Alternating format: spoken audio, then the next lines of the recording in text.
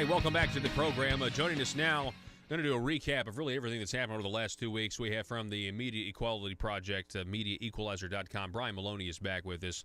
Brian, welcome back, sir. Hey, great to be back. Yeah, so talk about this. I mean, it was an amazing weekend. With Friday, we had the Susan Collins speech. Saturday, we had the confirmation. Then you have the meltdown of the left. What are your thoughts generally about what happened the last 2 weeks? Well, I think what is remarkable is that it has been the moderates within the Republican Party, like Susan Collins, who generally sided with the left on more issues than not, that came through and rescued Kavanaugh. So I think that just shows how far off the deep end that the left has gone. I agree. And I was talking about this last hour. It's interesting. You've got these what we used to call Rhinos, and maybe maybe they still are. I don't know. But Mitch McConnell, Lindsey Graham, Susan Collins. If it wasn't for President Trump, I just don't think they would have the courage and the boldness to do what they're doing. I think they feel a little bit more free to actually govern the way they claim to believe, because Donald Trump has been so successful by not marching to the beat that the media demands everybody dance to. Well, I think this is incredible because I don't think, these people like Lindsey Graham or Susan Collins were at all supporters of Trump in any way, shape, or form. So between the radical left going completely off the deep end and I think Trump showing a consistent pattern of outsmarting his opponents and out-strategizing them, inevitably people fall in line, even people who never thought they would have supported Trump. I've seen a lot of people on social media over the last few days say, who weren't Trump supporters, say, wow, I'm starting to see the wisdom in this. I'm starting to see why this works. And I think that's where, look, the tracking poll now, Rasmussen's showing Trump at 51% approval. And I think to some extent, success is popular. I think that people see that and they realize, boy, maybe this isn't so bad. So things are really shifting in Trump's favor, but it is his ability to continually outsmart his opponents that draws support. It is remarkable to observe. Yeah, it really is. And you have the media, you have the leftists out there. They're setting these traps, these nets, and they fall into them themselves. I've noticed that is a pattern of repeatedly. And I think here the biggest takeaway is you've got the voter enthusiasm polls. You now have the Republicans matching the Democrats in voter enthusiasm because the left is so insane. I've got stories of professionals at workplaces where you've got room of 15 people. You've got some Republicans, some Democrats, some moderates. They were all so upset, so outraged by all of this that they both say for the first time in their lives they're going to vote Republican straight down the ticket just to prove a point. Do you buy the mainstream hype that, hey, there is going to be this blue wave, they are going to take back the House? I saw one poll saying 80% chance they take back the House, the Democrats. I just don't buy that. I don't feel that. Now, I may be in a political bubble, Brian, but I just sense that popular opinion right now is with continuing this Make America Great Again agenda.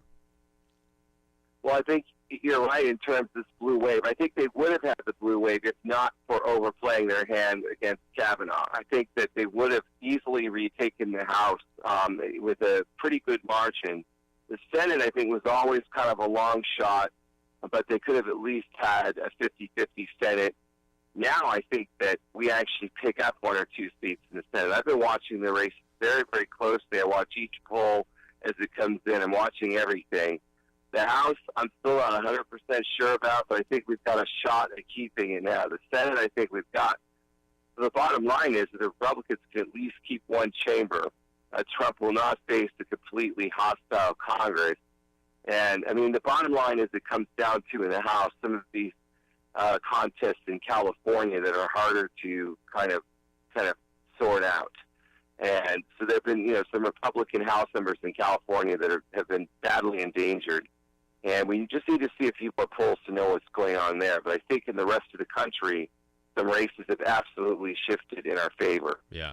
What happens if you see, you got the national polls last year? You have African American support of President Trump at 15%. Now, according to one poll, it's as high as 30. If that trend actually translates into votes, I think the Democrats are in trouble in these House races. Absolutely, and especially if turnout surges. And I don't know why we have this enthusiasm gap on our side before. I really don't know what that, other than maybe the media beating down Trump all the time. One of the huge errors that the left made here was in shifting the focus away from Trump and on to Kavanaugh, because it gave Trump actually a ton of political cover. Now, they haven't been bashing Trump for the last month very much, and that has benefited him enormously, just having the spotlight taken off of him. It's incredible. I don't think I've ever seen a party make more dumb mistakes in 1 month than the Democrats have going in this election. It's downright shocking.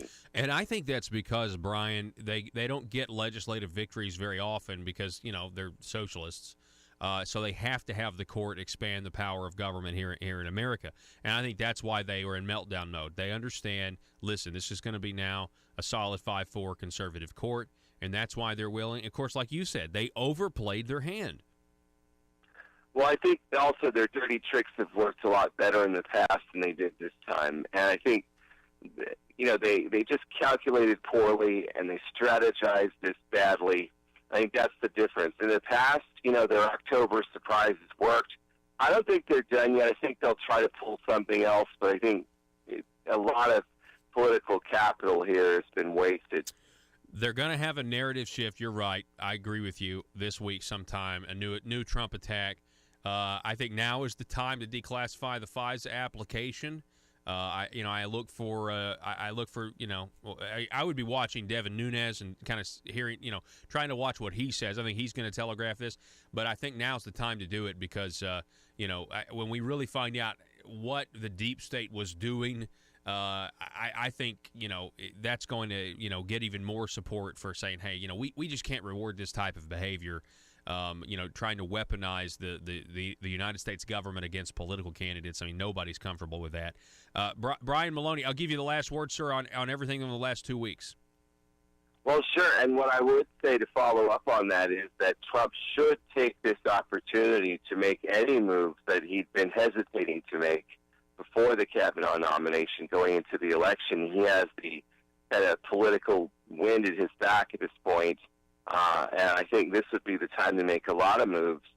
And so I think, this is an amazing, remarkable time in America's history. But we've got to follow through and vote. I mean, that is the bottom line. We've got to get active in these races. We've got a lot of work to do over the next month. So let's hope that people stick with this and realize what's at stake. Media and political analyst, excellent analysis, Brian Maloney. The website is mediaequalizer.com. You have a great week, Brian. We'll talk to you again. Thank you. You too. All righty. Folks,